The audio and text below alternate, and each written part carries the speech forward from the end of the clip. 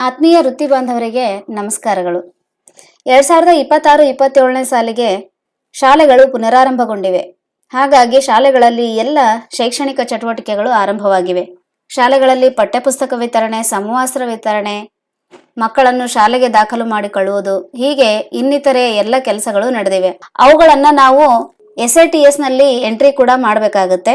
ತಾವೆಲ್ಲ ಈಗಾಗಲೇ ಇಲಾಖೆಯಿಂದ ಸರಬರಾಜಾಗಿರುವಂತಹ ಸಮವಸ್ತ್ರಗಳನ್ನ ಮಕ್ಕಳಿಗೆ ವಿತರಣೆ ಮಾಡಿದಿರಿ. ಅದನ್ನ SATS ನಲ್ಲಿ ಯಾವ ರೀತಿ ವಿತರಿಸಬೇಕು ಅನ್ನೋದನ್ನ ನಾವು ಈ ವಿಡಿಯೋದಲ್ಲಿ ತಿಳ್ಕೊಳ್ಳೋಣ. ಆತ್ಮೀಯರೇ, SATSಗೆ ಲಾಗಿನ್ ಆದ ನಂತರ ಎಡಗಡೆ ಇರುವಂತಹ ಆಪ್ಷನ್ಗಳಲ್ಲಿ ಸ್ಟೂಡೆಂಟ್ ಮ್ಯಾನೇಜ್ಮೆಂಟ್ ಕ್ಲಾಸ್ 1 to 10 ಇದೆ. ಅದರಲ್ಲಿ ಇಂಟೆನ್ಸಿವ್ ಡೀಟೇಲ್ಸ್ ಅಂತ ಇದೆ. ಇದರಲ್ಲಿ 2 ಆಪ್ಷನ್ಗಳನ್ನು ನಾವು ಕಾಣಬಹುದು. ಮೊದಲನೇದಾಗಿ ಮ್ಯಾನೇಜ್ ಸ್ಟೂಡೆಂಟ್ ಇನ್ಸೆಂಟಿವ್ಸ್, ಎರಡನೇದು ಸ್ಟೂಡೆಂಟ್ ವೈಸ್ ಇನ್ಸೆಂಟಿವ್ಸ್ ರಿಪೋರ್ಟ್ ಅಂತ ಇದೆ. ನಮಗೆ ಸಮವಸ್ತ್ರ ವಿತರಣೆ ಮಾಡಿರೋದನ್ನ ಆನ್ಲೈನ್ ಎಂಟ್ರಿ ಮಾಡಬೇಕಾಗಿದೆ. ಹಾಗಾಗಿ ಮೊದಲನೇ ಆಪ್ಷನ್ ಮ್ಯಾನೇಜ್ ಸ್ಟೂಡೆಂಟ್ ಇಂಟೆನ್ಸಿವ್ಸ್, ಅದರ ಮೇಲೆ ಕ್ಲಿಕ್ ಮಾಡಿ. ಈ ರೀತಿ ಒಂದು ಡ್ಯಾಶ್ ಬೋರ್ಡ್ ಓಪನ್ ಆಗುತ್ತೆ. ಇಲ್ಲಿ ಸ್ಟ್ಯಾಂಡರ್ಡ್ ಅಂತ ಇದೆ, ಅದರಲ್ಲಿ ಆಲ್ ಅಂತಾನೆ ಇರಲಿ. ಅಕಾಡೆಮಿಕ್ ಇಯರ್ 2026-27 ಸೆಲೆಕ್ಟ್ ಮಾಡ್ಕೊಳ್ಳಿ. ಸ್ಕೀಮ್ ನೇಮ್ ಇದೆ, ಯೂನಿಫಾರ್ಮ್ ಅನ್ನ ಡಿಸ್ಟ್ರಿಬ್ಯೂಟ್ ಮಾಡ್ತಾ ಇರೋದ್ರಿಂದ ಫಸ್ಟ್ ಸೆಟ್ ಯೂನಿಫಾರ್ಮ್ ಅದ್ರ ಮೇಲೆ ಕ್ಲಿಕ್ ಮಾಡಿ. ನಂತರ ಸರ್ಚ್ ಮೇಲೆ ಕ್ಲಿಕ್ ಮಾಡಿ. ಕೆಳಗಡೆ ಈ ಶಾಲೆಯಲ್ಲಿ ಇರುವಂತಹ ಒಂದು ಮಕ್ಕಳ ಲಿಸ್ಟ್ ಓಪನ್ ಆಗುತ್ತೆ. ಇಲ್ಲಿ 1ನೇ ತರಗತಿ ಇನ್ನೂ ಅಡ್ಮಿಷನ್ ಆಗಿಲ್ಲ, ಹಾಗಾಗಿ 2ನೇ ತರಗತಿಯಿಂದ 5ನೇ ತರಗತಿವರೆಗಿನ ಮಕ್ಕಳ ಒಂದು ಲಿಸ್ಟ್ ತೋರಿಸ್ತಾ ಇದೆ. ನಾವು ಒಂದೇ ಬಾರಿಗೆ ಎಲ್ಲ ಮಕ್ಕಳ ಯೂನಿಫಾರ್ಮ್ ಡಿಸ್ಟ್ರಿಬ್ಯೂಷನ್ ಅನ್ನು ಮಾಡಬಹುದು. ಇಲ್ಲಿ ಮೇಲ್ಗಡೆ ಕಾಣುವಂತಹ ಇಶ್ಯೂ ಆಲ್ ಮೇಲೆ ಕ್ಲಿಕ್ ಮಾಡಿ.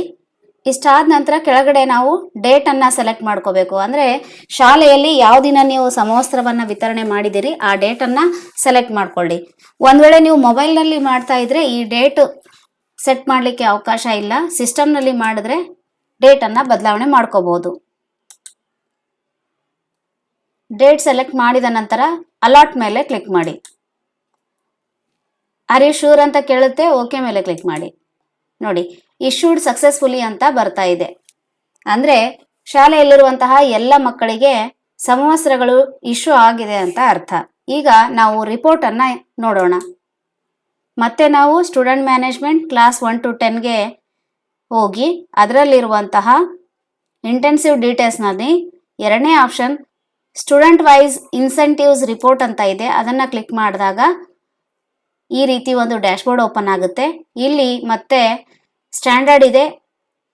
ಇಲ್ಲಿ ನಾವು ಕ್ಲಾಸ್ ವೈಸ್ ನೋಡ್ತಾ ಹೋಗ್ಬೇಕಾಗುತ್ತೆ. ಅದಾದ ನಂತರ ಅಕಾಡೆಮಿಕ್ ಇಯರ್ ಅನ್ನ ಸೆಲೆಕ್ಟ್ ಮಾಡ್ಕೊಳ್ಳಿ. ಸ್ಕೀಮ್ ಅನ್ನ ಸೆಲೆಕ್ಟ್ ಮಾಡ್ಕೊಳ್ಳಿ.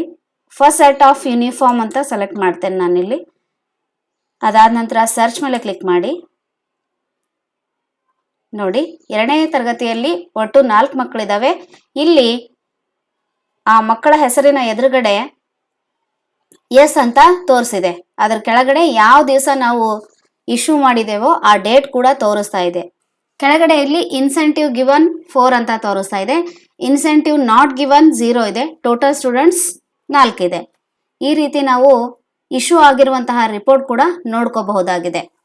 ಅದಾದ ನಂತರ ಸೆಕೆಂಡ್ ಸೆಟ್ ಇಶ್ಯೂ ಮಾಡೋದನ್ನ ನಾವು ನೋಡ್ತಾ ಹೋಗೋಣ. ಮತ್ತೆ ಸ್ಟೂಡೆಂಟ್ ಮ್ಯಾನೇಜ್ಮೆಂಟ್ ಕ್ಲಾಸ್ 1 to 10 ನಲ್ಲಿ ಇನ್ಸೆಂಟಿವ್ ಡೀಟೇಲ್ಸ್, ಅದರಲ್ಲಿ ಮ್ಯಾನೇಜ್ ಸ್ಟೂಡೆಂಟ್ ಇನ್ಸೆಂಟಿವ್ಸ್ ಅದ್ರ ಮೇಲೆ ಕ್ಲಿಕ್ ಮಾಡಿ.